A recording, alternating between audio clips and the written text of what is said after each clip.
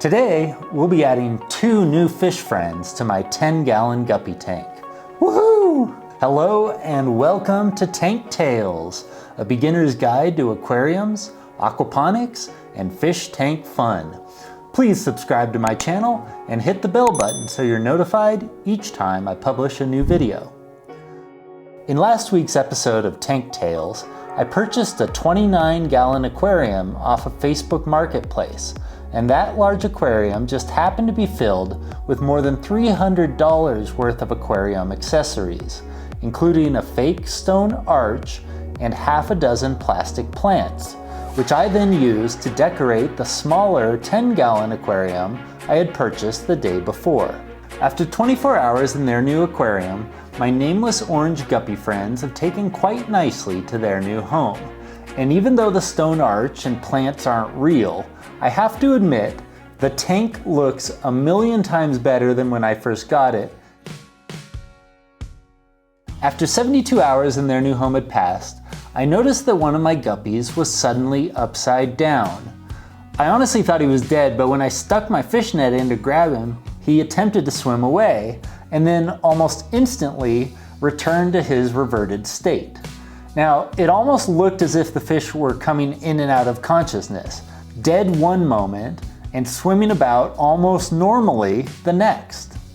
I sat and watched the little guy for more than an hour, hoping that he'd rebound and return to his old self, but eventually I think he had had enough. He finally floated upside down into the gap between the glass of the aquarium and the back of the filter, and I decided to fish him out and say goodbye. This is honestly the thing I was fearful about when I initially got these 2 guppies. Part of me was excited about owning fish, but part of me also knew that they would eventually perish. After flushing my dead guppy down the toilet, I began wondering what to do with my remaining guppy. Should I find him a new home, try to care for him as best as I can as a solo fish, or find him some new fish friends to inhabit his 10-gallon tank? Guppies are a schooling fish after all, and there was now only 1 guppy in my aquarium. Besides the death of my first guppy, I started to see a little algae building up on the rocks on the bottom of the tank, and I knew that one of the best and easiest ways to combat this algae growth was to get an algae-eating fish to swim along the bottom of the tank and ingest the fallen fish food and algae that was accumulating there. So I took another trip over to my local pet store, and after speaking with the attendant there, decided on 2 small Panda Cory catfish to add to my 10-gallon guppy tank in my kitchen.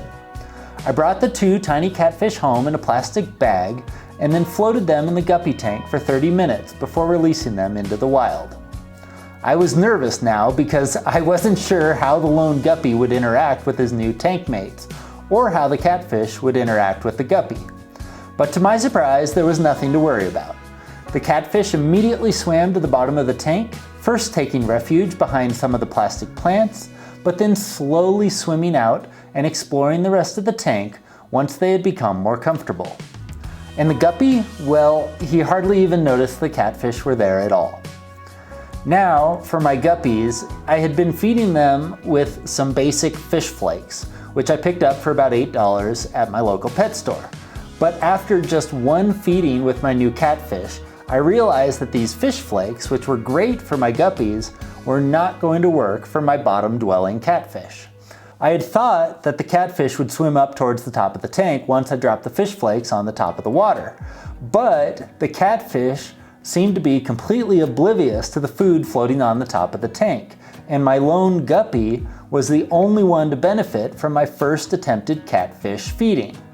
Luckily, all the answers you need to caring for fish can be found online, and after just a few minutes of searching, reading, and watching YouTube videos by far more experienced fish keepers, I determined that another trip to my local pet store was necessary. There, I picked up a resealable bag of sinking wafers, ideal for bottom feeders, and right there on the front of the packaging was a picture of my Panda Cory catfish. This is exactly what I needed. I dropped a single wafer into my 10-gallon tank and watched it quickly float to the bottom. Once again, the catfish seemed to be almost completely oblivious to the food I had dropped inside the tank for them, but eventually they made their way over to the wafer and began nibbling on it. The wafers are quite firm, so the catfish don't seem to like them when I first drop them in the water. But after 15 minutes or so, the wafers begin to soften up and expand, and it's at this time that the catfish can comfortably feed on this bottom-heavy fish food. Now that my remaining guppy had some new tank mates, and my new Panda Cory catfish were well fed, I wanted to do something about the lights in my aquarium. I want to automate my fish tank setups as much as possible, so I decided to purchase an inexpensive timer for $4.44 from my local Walmart. Now, with the use of this timer, I'm able to easily control when the lights in my aquarium turn on and off, essentially simulating both daytime and the night. In next week's episode, I'll be adding yet another fish to my 10-gallon kitchen aquarium. Plus, I'll continue to combat my aquarium's algae issues with 2 new green gunk gougers. Did you enjoy this video about my very first fish tank? I hope you did, and I can't wait for you to see next week's episode. So if you haven't already done so, be sure to smash that subscribe button and the bell icon now so you get notified each time I publish a new video. Also, don't forget to hit the like button. That really does a lot to help me out, and I appreciate your support very much. Plus, I've created a hidden cookie of a video, which you can watch if you want to see exclusive extended play footage of my 2 new Panda Cory catfish swimming around in their newly decorated kitchen counter aquarium. If there was a product featured in today's video that you would like to learn more about, or possibly even purchase for yourself, be sure to check the links in the video description below. I've added links to where you can buy the glass aquariums, the water filters, the fish food, the plastic plants, and even that inexpensive timer that controls the on and off cycles in my aquarium is in the video description down below.